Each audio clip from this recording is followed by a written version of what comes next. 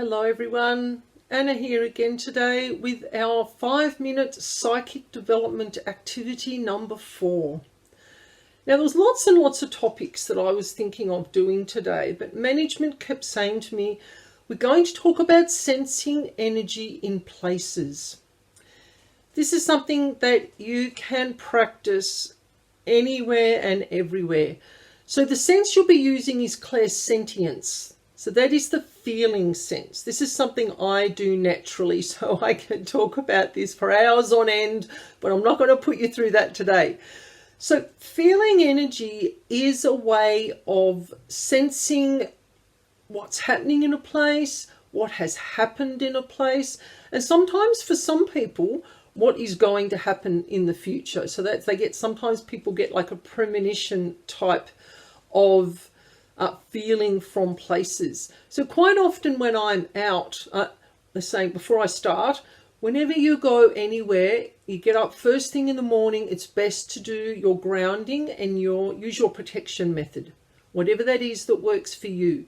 Because when you're out and about during the day, you're going to be bombarded by other people's emotions, other people's feelings, other people's thoughts, actions, reactions, what has happened in certain places. Wherever you go, if you're sensitive, you're going to pick up on these energetic happenings. I have it happen all the time. Certain places where I live in Hobart, certain suburbs that I go to that I'm like, I need extra protection today. And it's not that I'm going to be attacked or anything sort of dramatic. It's just more that your energy can be drained. So it's important when you're on your spiritual path and working with developing your psychic senses to work on all of these skills that I talk about. Some you'll be more connected to than others, doesn't matter, but you've worked on all of them. So you're going to be on some level of skill or some level of connection to each of the senses that you use. So there's 7 psychic senses, and there's video which I will put up here that you can go and have a look at for the 7 psychic senses. That's not what I'm talking about today, but clairsentience is one of the important ones. It's one of the main ones, and it's about feeling where you are. So before you can feel how a place is, you need to know what your own energy feels like. So I'm very in tune with how my own energy is. I get up in the morning, I feel light, bright, happy. This is just an example. It's not every day.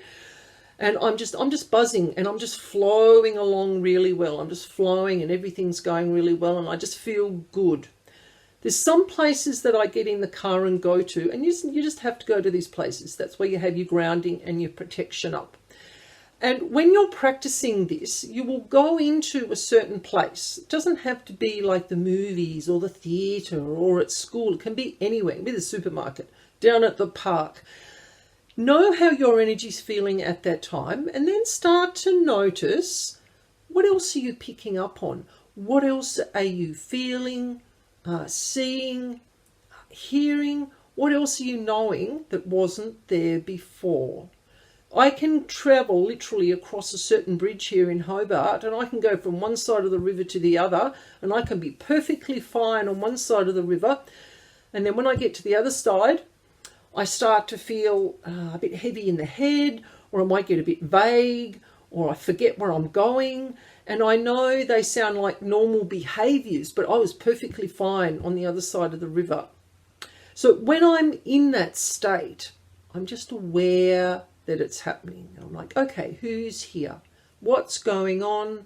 Where am I going? You know, what am I going to be doing? So practicing this sense helps you to understand how your energy feels and then how you feel different when you go to certain places. So this is a skill that you can build on, your empathetic skills, your feeling, your connecting with people energy, land energy, the energy of buildings, the energy of animals, the energy of trees.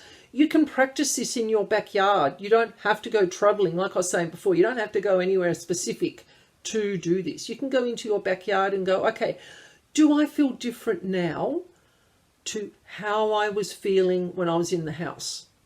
You know, what am I seeing, feeling, hearing? Have I got a pain in my leg? Am I near a tree? You know, do I touch this tree and I sense a particular energy? Do I get a message? Is this tree wanting to tell me something? I went on, I love giving examples, so here we go on the example train. I was at a healing retreat with some lovely ladies here on the east coast of Tasmania, and we were at a place called Dolphin Sands. Absolutely gorgeous. I literally opened my window, opened the curtains every morning, and this tree was there. But it wasn't just there outside the window. It was getting my attention. I'm getting all tingly now just thinking about it. This beautiful Australian gum tree was calling to me. There was no specific like gong on the head or no specific help me. There wasn't a sense of a really strong message that it was giving, but it was pulling me towards the group of ladies that I was with. We needed to go and do some work with that tree. I looked at it the first day I got there and I went, okay, like I sort of scoped the surroundings, you know, that the house felt great. I felt good in the house. I went outside, I felt good. Yep, that particular tree, I took note that my gaze was drawn to it. My gaze was kept on it for longer. I didn't get any instant messages or anything, but I just went, okay, I'm hearing you. I'm picking up that there's something there, and I'm just going to go with it. So my psychic awareness was there around this tree, wanting something to be said or done. I mean, there's other trees on the property. That was the one. And I opened the window the next morning, and it just called to me. And it's really hard to explain. It wasn't like I didn't physically levitate off the floor or float through the wall. It was a connection to this tree. It was looking at me. Its energy was pulling me to go to this tree. So while everyone was eating breakfast, I thought, I'm just going to go out and stand with this tree. I just went and stood there. I asked permission first. Sorry, when I jump in, I didn't go up and give it a great big hug or anything. I went and asked permission to stand in the tree's space. And I waited. Sometimes I use my body as a pendulum. So if I get pulled forward, it's a yes. If nothing happens, that's a no. So what I did is I went and stood in front of this tree, and I just stood there quietly, grounded myself. I was nice and peace and calmful. There was nothing going on up here that was going to block connecting with this tree. And this tree, I said to this tree out loud, I said, is there something I can do for you? And I got pulled forward. I went, okay. Like you would work with a normal pendulum, I just asked more questions. Is there something that the group of ladies that are here today can do for you? I'm getting all teary just thinking about it. Whew, it was a really exciting, it was a lovely, lovely experience. And I got pulled again. It pulled me again forward. And I went, okay, I went back inside. We'd all finished breakfast and we're having a bit of a chat before we started the day's activities. And I said, there's a tree outside and it is calling me. Well, it's called me to let you know that we need to do some work with that tree. I have no idea what it wants.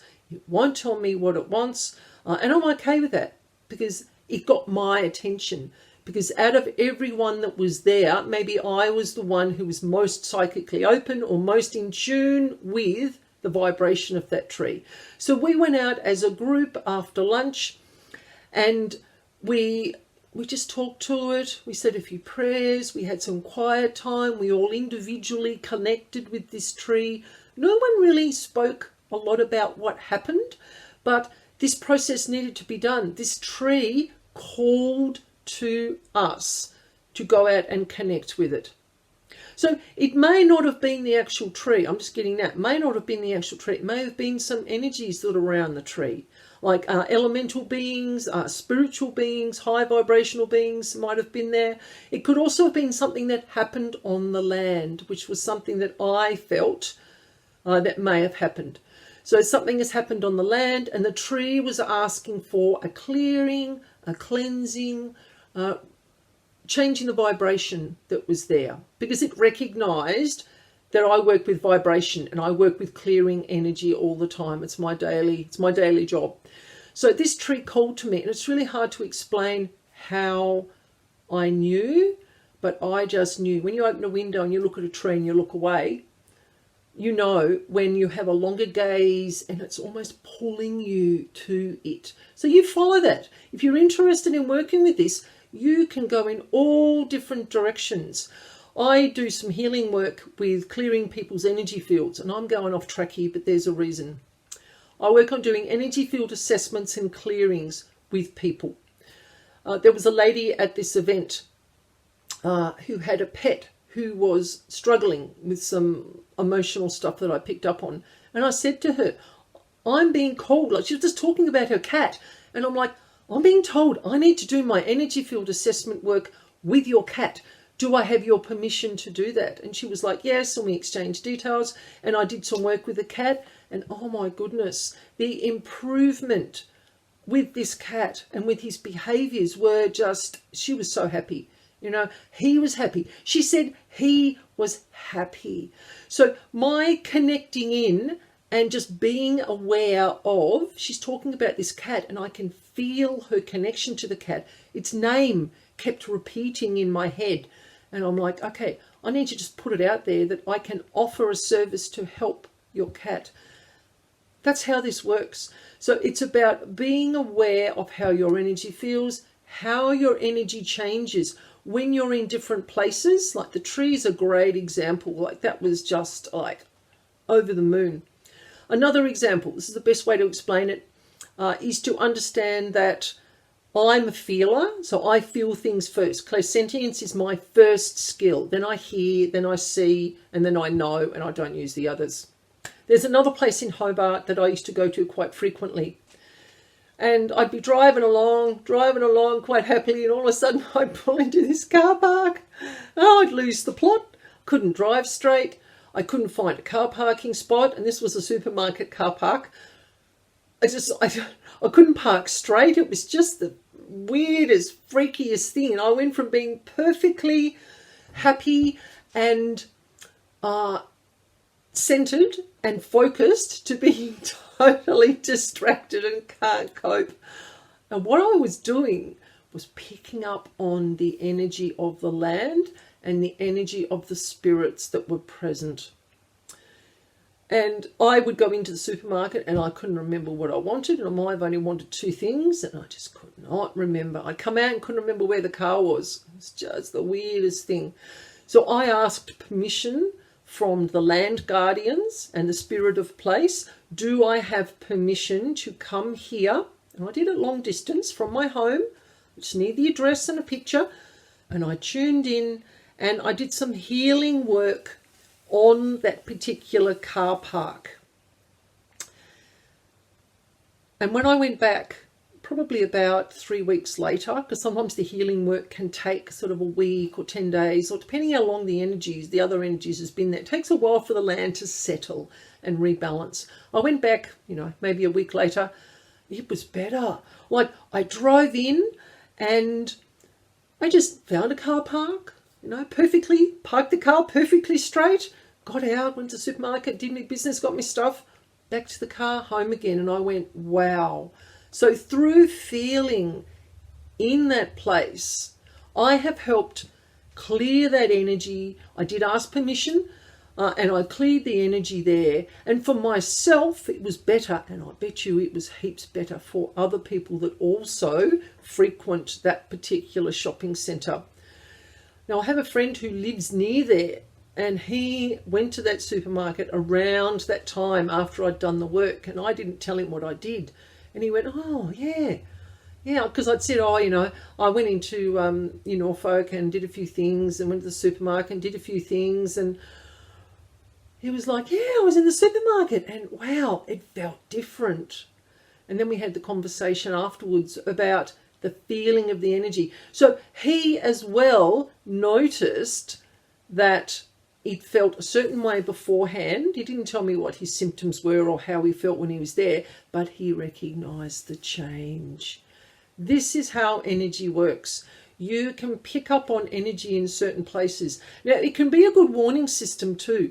You may go out with some mates one night and they want to go to a particular nightclub, and you walk into that place and all of a sudden you go from being happy and settled and really excited to be out with your mates, you feel a bit distressed, you feel like you're paranoid, you got panic, you got all this stuff starting to well up, that is your body and your energy field telling you that it is not good for you to be there. You can still stay, but you're going to be unsettled, and you're going to go home and probably have a really terrible night's sleep because you're unsettled from being in that place.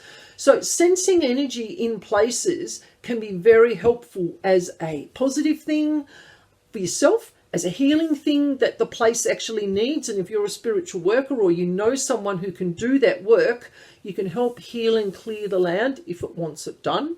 Or it can be a warning sign. I quite often, when I go to a certain suburb here in Hobart, I'm like, oh my God, I've got to go there today. All right, extra protection. And I know as soon as I cross that bridge, I feel uncomfortable. And I'm like, I have to be here to do certain things.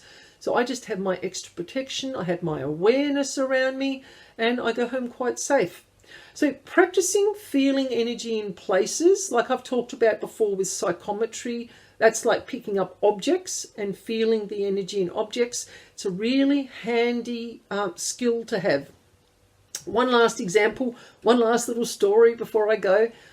A friend of mine went into an antique shop, and she's a lovely young lady, very, very psychic. She was there with her friend. They went to a certain place. I'm not sure whether she actually picked up something or whether she was just in the place. She started to feel really sick. She had a headache. She left the place and she's like, I really feel uncomfortable. I just can't do this. I really feel uncomfortable. And a lot of people that I talk to or I've worked with as students in psychic development, I'll say to them, if you feel that you may have something attached to you, send it to me and I will deal with it. I know that sounds weird and a bit freaky, but that is what I do. She literally left the shop, and management must have helped her and said, send it to Anna. As soon as she said the words, it left and her headache left.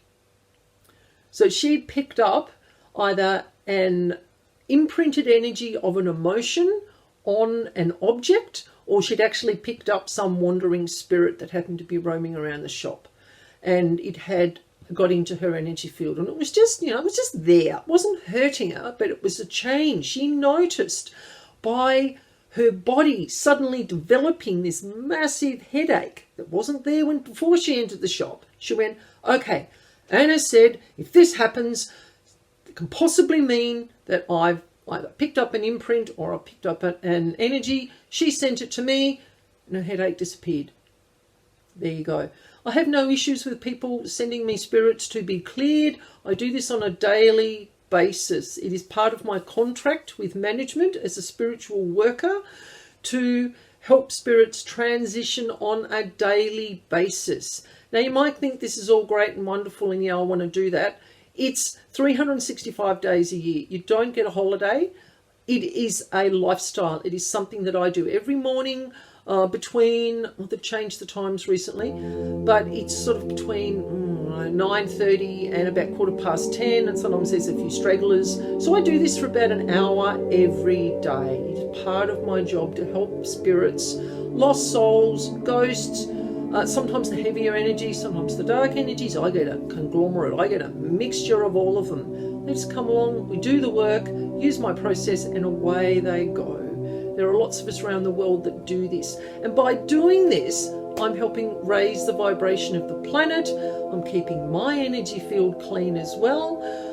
Hope you found that interesting. I know I ramble and I go off topic, but that is just the way that I work. It's just who I am. It is how I work. And quite often in the ramblings, I will get information that I can share with you. So I hope you enjoyed what I've talked about today. Be aware of your senses when you go out to places. This is a really simple skill. You don't need anything to practice this. No pendulums, no nothing. You just go, stand, sit in the place and just see what you get. You don't even have to sort of sit there and consciously tune in.